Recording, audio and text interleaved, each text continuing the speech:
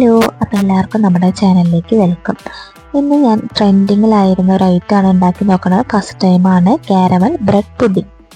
അപ്പോൾ അതിനാവശ്യമായിട്ട് നമുക്ക് കൊമ്പൽ slice bread, vanilla essence, 2 മുട്ട, അതുപോലെ മധുരത്തിന് ആവശ്യമായിട്ടുള്ള പഞ്ചസാര, പിന്നെ വേണ്ടത് പാല് ഇപ്പോൾ ഏതായാലും കുഴപ്പമില്ല. എൻ്റെ കയ്യിൽ ഗുഡ് ലൈഫിൻ്റെ പാലാണ് ഉള്ളത്. ഇനി ഇതെല്ലാം നമുക്കൊരു ജാറിലേക്ക് പൊട്ടിച്ചിട്ട് കൊടുക്കാം. നമ്മുടെ ബ്രെഡ് ചെറിയ ചെറിയ കഷ്ണങ്ങളാക്കിയിട്ട് ജാറിലേക്ക് ഇട്ട് കൊടുക്കുക. അപ്പം നമ്മളെ സഹായിക്കാൻ വേറൊരാളും കൂടി ഉണ്ട് കേട്ടാ. ആളെന്തൊക്കെയോ എന്ന് പറഞ്ഞിട്ടാണ് ഇതെല്ലാം ചെയ്തുകൊണ്ടിരിക്കുന്നത്. ഇനി ഈ ബ്രെഡുകളെല്ലാം നമുക്ക് ഈ 9 കഷ്ണം ബ്രെഡുകളും നമുക്ക് ചെറിയ ചെറിയ പീസാക്കിയിട്ട് ഇട്ട് കൊടുക്കാം.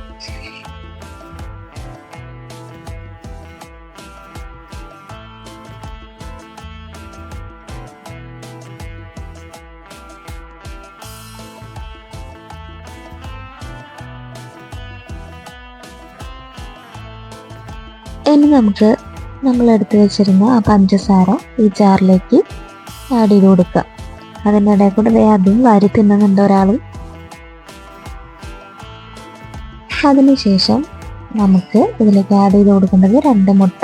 ആ 2 മുട്ട നമുക്ക് പൊട്ടിച്ച് ഈ ജാറിലേക്ക് തന്നെ നമുക്ക് ഒഴിച്ചു കൊടുക്കാം.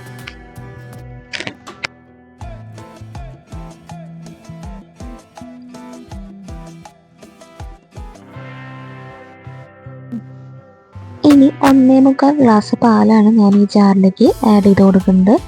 അതിനുശേഷം നമുക്ക് വാനില എസൻസും കൂടി ആഡ് ചെയ്ത് കഴിഞ്ഞാൽ നമുക്കിതൊന്ന് മിക്സിയിൽ ഗ്രൈൻഡ് ചെയ്തെടുക്കാം. അപ്പോൾ എനിക്കിതിൻ്റെ അടപ്പ് തുറക്കാൻ കിട്ടാത്ത കാരണം ഒരാൾ പോയി കത്തിയൊക്കെ എടുത്ത് വന്നിട്ടുണ്ട്. നമുക്ക് തുറന്നിട്ട് ഒരു സ്പൂൺ വാനില എസൻസ് നമുക്ക് അതിലേക്ക് ആഡ് ചെയ്ത് കൊടുക്കാം.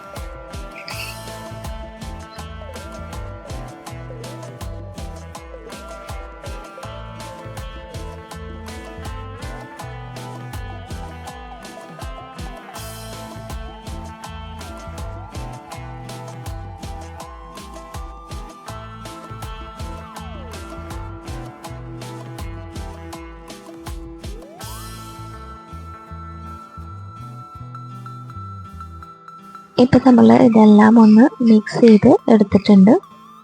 ഇനി നമുക്ക് കാരമൽ ചെയ്യാൻ ഒരു പാത്രത്തിലേക്ക് ആവശ്യത്തിന് പഞ്ചസാര ഇട്ട് അതിലേക്ക് ഒരു 2-3 സ്പൂൺ വെള്ളം കൂടി ആഡ് ചെയ്ത് നമുക്കൊന്ന് ചൂടാക്കിയെടുക്കാം.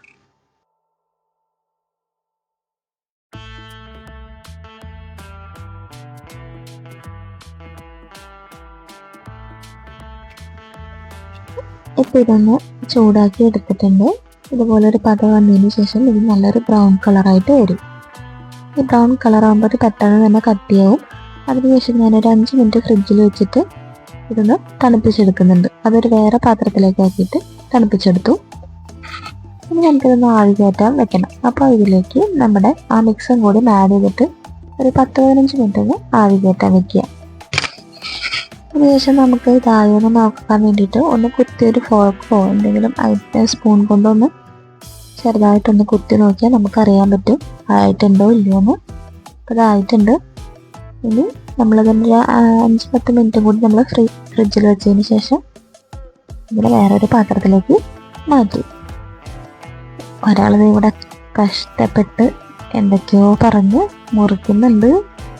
അവൻ കഴിച്ചിട്ടുള്ള എക്സ്പ്രഷൻ കൂടി നമുക്കൊന്ന് കാണാട്ടാ. ഈ ഒരു ഐറ്റം ഉണ്ടാക്കുമ്പോൾ എത്രത്തോളം ശരിയാവുമെന്ന് അറിയില്ലായിരുന്നു. പക്ഷെ സംഭവം ലാസ്റ്റ് എല്ലാം ഓക്കെ ആയിട്ട് വന്നിട്ടുണ്ടായിരുന്നു. എന്തായാലും അവര് ഭയങ്കരമായിട്ട് ഇഷ്ടപ്പെട്ടു.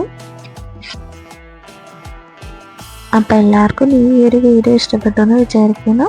അപ്പം എല്ലാവർക്കും താങ്ക് യു.